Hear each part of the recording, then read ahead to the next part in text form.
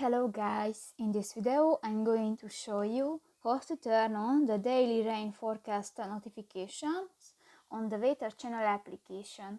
But first of all, I just want to mention, please don't forget to subscribe to our channel, because at 100,000 subscribers we are going to show you our YouTube revenue statistics and growth strategy, how to make money online. So let's jump into it. First of all, open the application on your device. Tap to the profile icon at the upper right corner of the screen, and in the notification section click to the alerts button. Scroll down and click to the daily rain forecast, and tap to the white circle, and these notifications is enabled. So that's pretty much it for this video guys. See you in the next one. Bye bye.